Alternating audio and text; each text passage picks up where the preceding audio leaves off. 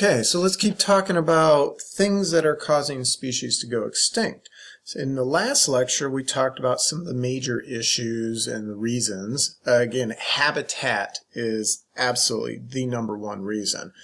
But please keep in mind, there's not usually just one single reason that a species goes extinct. There's usually a combination of factors. So it might be habitat and pollution. It might be invasive species and diseases.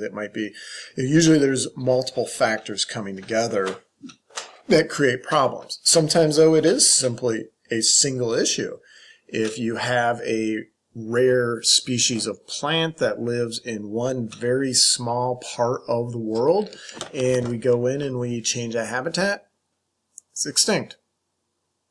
But bigger picture, the large-scale extinction is due to all these factors combined.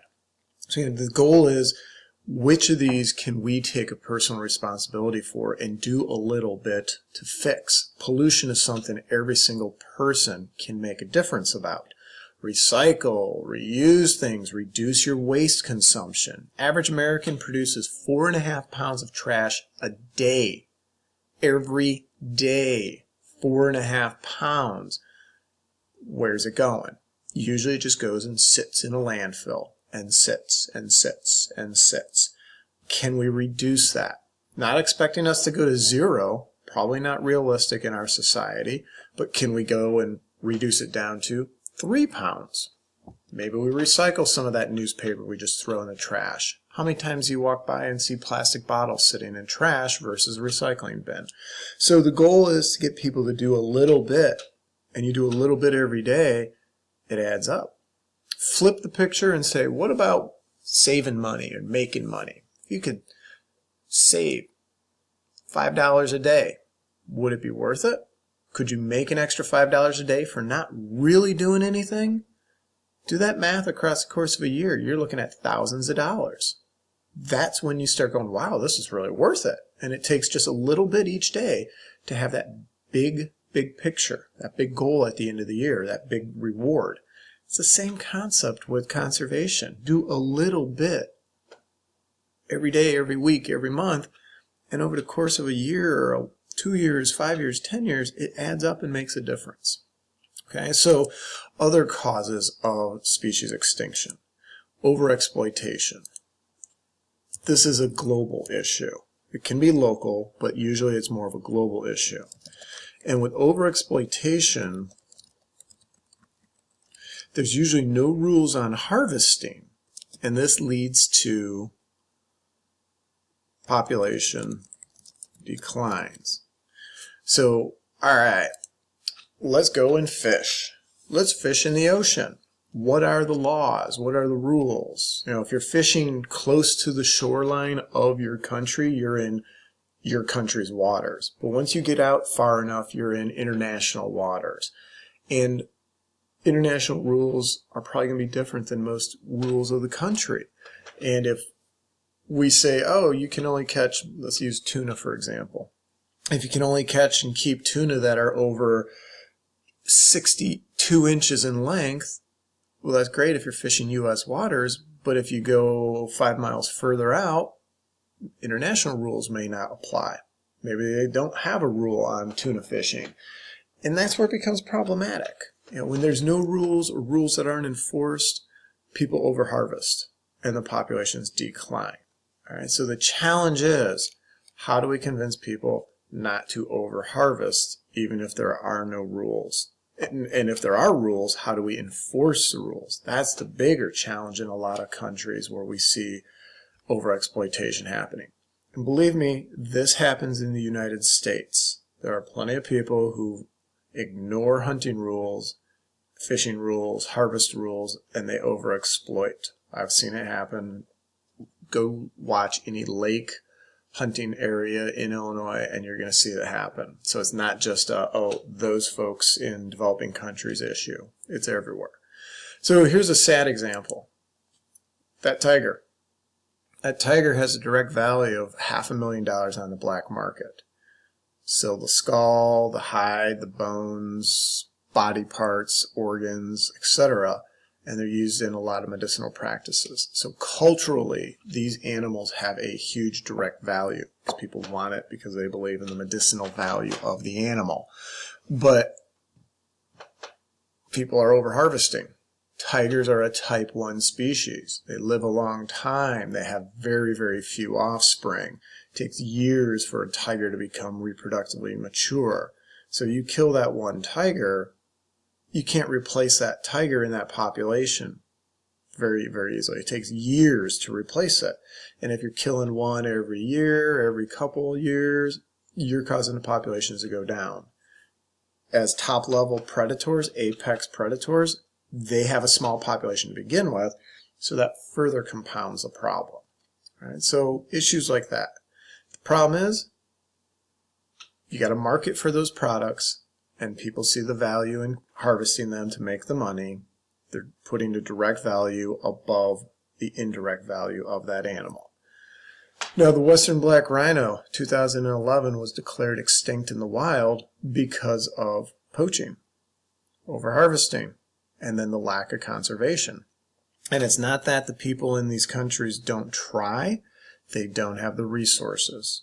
They don't have the manpower. They don't have the money. So the species went extinct.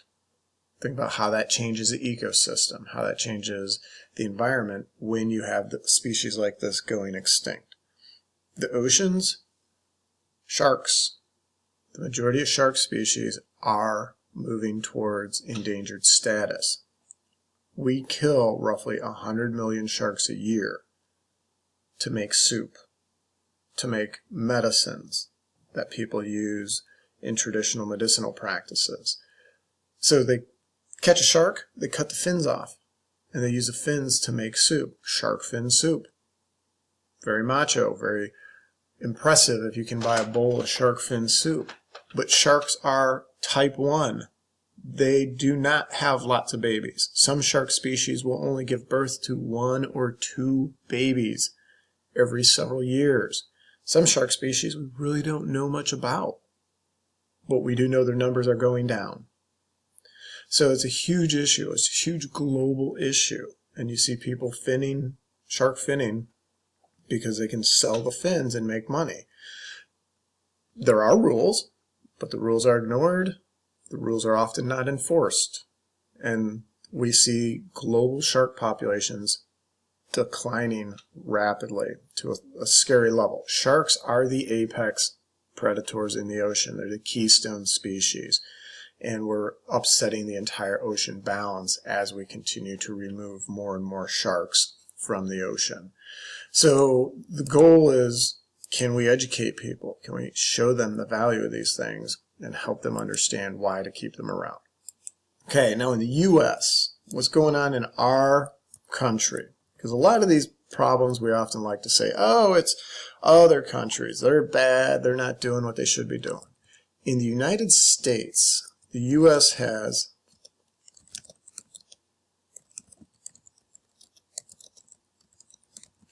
approximately 1,200 species that are endangered or threatened status, meaning those species may be extinct in the very near future. That's in our country. That's in the developed country, one of the most advanced developed nations on the planet. We have that much of our diversity that may disappear in the next 20 to 30 years. 1,200 species.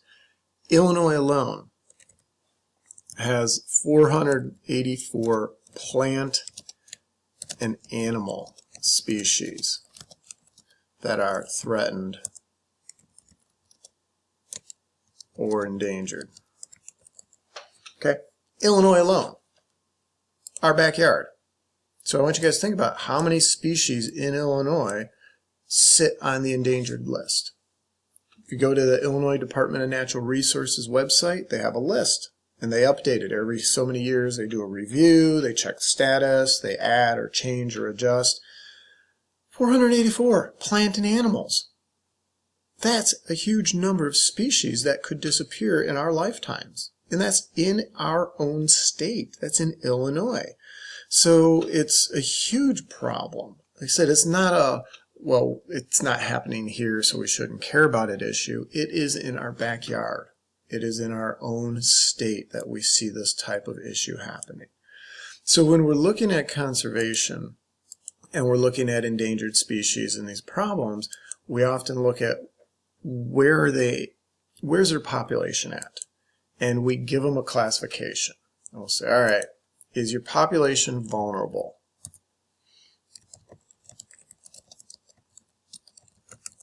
Is your population of concern? Is habitat being lost? All right, so this is the vulnerable is the equivalency of you're sick. You got a cold, you have the flu, you're not feeling good.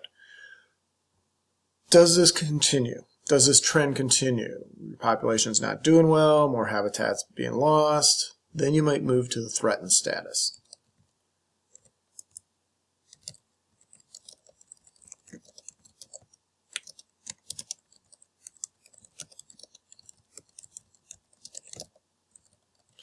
So threatened, your numbers are getting lower, your numbers are getting worse, and your habitat is continuing to decline.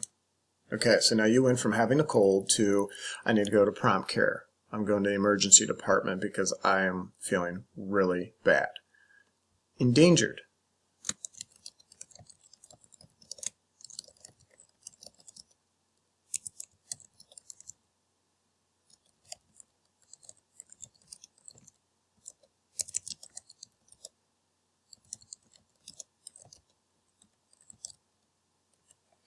Endangered, you're in big trouble. You're on life support. If nothing's done immediately, you're probably going to go extinct. So you're on life support, and if nothing's done, significantly done, you're dead. Species are in this situation. The bald eagle, the national symbol of the United States, was endangered back in the 60s and 70s because of us, because of things we did. Our use of pesticides, our destruction of habitat, all these things pushed the bald eagle population to the brink of extinction. It took a public outcry and major support from all sorts of different groups out there to step up and say, we need to fix this. We need to do something about this. Conservation efforts began. Massive conservation efforts began back in the 70s. We had laws that changed the use of DDT. It's commonly used to kill mosquitoes. But that was one of the big causes for the bald eagle extinction, or the bald eagle population moving to an endangered status, was the chemical DDT. So there was a ban on that. That took Congress, that took laws, took legislators, took people to say, here's the problem. We need to stop this. People didn't like it. DDT, I can use that chemical to kill mosquitoes and it's my business. But at the sacrifice of the bald eagle. So the country said, no, this is not going to happen. And we changed these laws. The bald eagle has rebuilt its population. It's not safe. It's not stable. It's at the threatened level. It's a great success story to go from life support back to emergency room. So now the bald eagle is classified as threatened. It still is of concern. We still have habitat issues. We still have other problems associated with its population. But hopefully it doesn't go back to being endangered. And that's always a concern. When species moves from one level to the next, often they say, okay, what do we do? Are we okay? Are we good? Or do we just stop protections? So the concern is legally. So if we do this, we go from an endangered to a threatened status. Often people say, see, we don't need to worry anymore. Take away all the protections. We don't need to worry about hunting regulations. We don't worry about protections. We don't worry about habitat issues, things like that, because it's not endangered anymore. But it's threatened. And if it's not carefully monitored, if it's not continuously protected, that species can easily slip from threatened back to endangered in a very, very short period of time. So constant work is necessary when we deal with populations that are sitting on the threatened or endangered species list. So what we'll talk about in the last lecture is the process. How do we go about putting together a conservation plan so we can avoid species going extinct?